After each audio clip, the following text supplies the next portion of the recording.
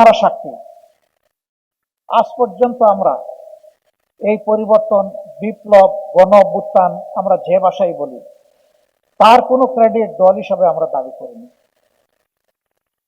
বরঞ্চ আমাদের বর্তমান সরকার প্রধান দেশের বাইরে কোনো একটি দেশে গিয়ে যখন কোনো একজন বিপ্লবের অংশীদারকে মাস্টার মাইন্ড বলেছিলেন, আমি প্রথম ব্যক্তি, আমি বলেছিলাম এখানে কোনো ব্যক্তি মাস্টার মাইন্ড আমরা মানি না। 24-এর এই জটিল দিনগুলোতে সেনাবাহিনীর দায়িত্বপূর্ণ ভূমিকার কারণে এটা আমার এবং আমাদের দলের পারসেপশন, জাতি নির্ঘাত একটা সিভিল ওয়ার থেকে রক্ষা পেয়েছে। এখানে শুধু সার্ভিং অফিসার বা যারা এখন আছেন সেনাবাহিনী বা সশস্ত্র বাহিনীতে তারা না, যারা ইতিমধ্যে সশস্ত্র বাহিনী থেকে অবসরে গিয়েছেন অথবা জোর করে যাদেরকে অবসরে পাঠানো হয়েছে, তাদের সকলেরই দায়িত্বপূর্ণ সাহসী ভূমিকা ছিল। এই ভূমিকার জন্য আবারও আপনাদেরকে সেলিউট। 3 তারিখ থেকে শুরু করে আপনারা যে ভূমিকা রেখেছেন 3, 4 এবং 5 তারিখ, এই ভূমিকাটা না রাখলে সম্ভবত আজকে বাংলাদেশে এই হলে এখানে দাঁড়িয়ে আমি কথা বলতে পারতাম না। সম্মানের সাথে আপনাদেরকে একটুখানি দাওয়াত দিয়ে এখানে হাজির করতে পারতাম না।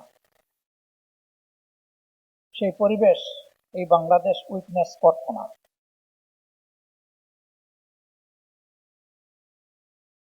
24-এর এই আন্দোলনে আপামর জনগণ যেভাবে ঝাঁপিয়ে পড়েছিল, আপনাদের সেই দিনের ভূমিকা জাতিকে বিশেষভাবে আলোড়িত করেছিল।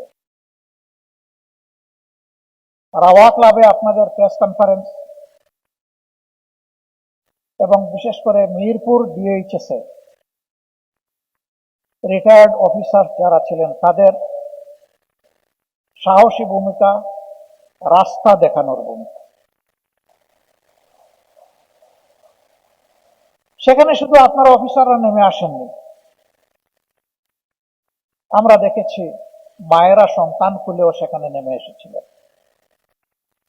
আমার ওই বোনদেরকে, মাদেরকেও সেলিউট।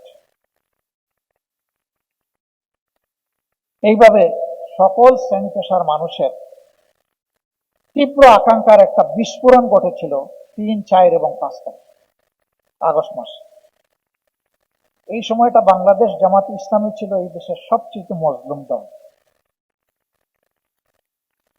জনতার এই আন্দোলনকে দমাতে গিয়ে টুল হিসাবে জামাতে ইসলামীকে ব্যবহার করার অতীতের মতো একটি নোংরা উদ্যোগ নিয়ে জামাতে ইসলামীকে নিষিদ্ধ ঘোষণা করা হয়। জনগণ এই ঘোষণাকে মেনে নেয়নি। আমরা কৃতজ্ঞ, ফ্যাসিবাদ এবং ফ্যাসিবাদের দূষর দলগুলা ছাড়া সেদিন জাতীয়তাবাদী দল সহ সবাই এর প্রতিবাদ করেছে।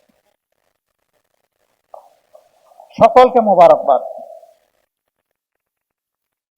আমরা সেই দিনগুলোতে মিলেমিশে একাকার হয়ে দল রক্ষার জন্য নয়, দেশ এবং জাতি রক্ষার জন্য লড়াই করেছি। আমরা সিদ্ধান্ত নিয়েছিলাম এই আন্দোলনে যদি আমাদের কোনো অবদান থাকে, সেটি জাতির প্রতি ভালোবাসার উপহার, সেটি দায়িত্ব পালনের একটা সুবেনির, এবং সেটি আমাদের পলিটিক্যাল মরাল রেসপন্সিবিলিটি। বিশ্বাস করি আমাদের যেটুকু দায়িত্ব ছিল সেদিন হয়তো ওইটুকু পালন করতে পারিনি। আমাদের ঘাটতির জন্য আমরা আল্লাহর কাছে ক্ষমা প্রার্থী, আমরা দেশের জনগণের কাছে ক্ষমা প্রার্থী। আপনারা সাক্ষী, আজ পর্যন্ত আমরা এই পরিবর্তন, বিপ্লব, গণ অভ্যুত্থান আমরা যে ভাষায় বলি, তার কোনো ক্রেডিট দল হিসাবে আমরা দাবি করিনি। বরঞ্চ আমাদের বর্তমান সরকার প্রধান দেশের বাইরে কোনো একটি দেশে গিয়ে যখন কোনো একজন বিপ্লবের অংশীদারকে মাস্টার মাইন্ড বলেছিলেন, আমি প্রথম ব্যক্তি, আমি বলেছিলাম এখানে কোনো ব্যক্তি মাস্টার মাইন্ড আমরা মানি না। যদি এক ব্যক্তিকে মাস্টার মাইন্ড করা হয়, বাকি সকলের অবদানকে আন্ডারমাইন করা হবে, ওটা আমরা মানি না। এখানে বাংলাদেশের বিপ্লবী জনগণ সবাই মিলে আমরা মাস্টার মাইন্ড।